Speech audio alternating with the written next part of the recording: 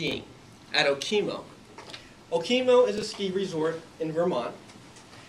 And I went with a group of friends. And that day when we went, it was an interesting day. It was warm yet chilly because it was raining and it was very foggy. I was with my friends and we were going down one of the trails. And as we got to the middle of the trail, we decided we're going to take a break. So I went over and skied over to the side with my friends and we were chatting. And that's when I heard a noise. And I looked behind me to see another one of my friends, who happens to be a snowboarder. I caught his eye, and as I caught his eye, I saw an evil grin on his face. In my head, I could only imagine what was about to happen. I knew it was going to happen. He was going to come down, and he was going to stop right in front of me and cover me in cold, wet snow. Before I could do anything about it, he was there. But instead of stopping like he had planned, he lost his balance. And he fell. And he slid right into me. And I got knocked off my skis and onto the ground. This is not the first time this has happened to me, no. And I'm sure it will not be the last time either. Snowboarders. I started skiing about 4 years ago at Pico Mountain in Vermont. At that time, I went with another group of friends, all skiers. I knew I was getting myself involved in an exciting, exhilarating, adrenaline-pumping sport. But what I did not know was I was also getting myself into a feud, an age-old feud between snowboarders and skiers. As an avid skier, then, I feel it is my responsibility and duty to explain to everyone here why skiing is the best path to choose. Today's speech will be looking at 3 reasons why skiing is the right side of the feud. Safety. S is for safety. Let me tell you another story. Again, last month I went skiing, but this time at the Poconos. It was a very, very cold day. And one of my friends was a snowboarder. He was right in front of me. We were going down a path, a trail, and he caught an edge on his snowboard, and he went down. And he went down very hard. Bang! The noise that his head made as it bounced off the hard, frozen ground was enough to make me shudder. I went up to him. He was a little dazed. After a minute or two, he got up. He was okay. He was lucky he did not get a concussion. But he was done skiing, snowboarding for the day. It's true, some of my skiing buddies also fall.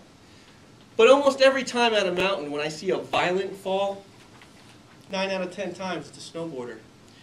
Shelly Johnson, a professor at the Rochester Institute of Technology, has been studying skiing and snowboarding injuries for the past 40 years. And he concluded that snowboarders have a 50 to 70% greater chance of getting injured on a mountain than a skier. 50 to 70% greater chance of injury. Safety. Kids. K is for kids. There's a quote I like to tell my buddies. It goes like this: skiing for the men, snowboarding for the boys. The next time you're at a mountain, just look around and look for some trends. Notice who is snowboarding and who is skiing. The other day, my 10-year-old son came up to me and he said, "Daddy, skiing is for old people. Snowboarding is cool." Okay, I don't think it's not such a bad thing. So really, if you want to be cool, get out there, get those baggy pants, get that funky hat, and strap that board onto your feet. Kids. I is for irritating. As a skier, one of the biggest things about not snowboarding for me is the irritation factor. And I'll tell you why. 2 reasons. The lift. As a skier, I get onto the lift, I go right up, sit down, and at the top of the mountain I get off, and I can go. Simple as that. Snowboarders, what a hassle to get onto the lift. They have to take their strap off, and then they hobble over to the lift, they get on, and then to get off, they have to hobble off all crazy, and then they have to sit down again and strap back on again. And have you ever seen snowboarders go on together, like 4 snowboarders on one lift? It's funny. Because half the time, someone will fall, and those boards are so big, it's like a domino effect. So that's one factor. The second factor is snowboarders love to sit. Look around the mountain.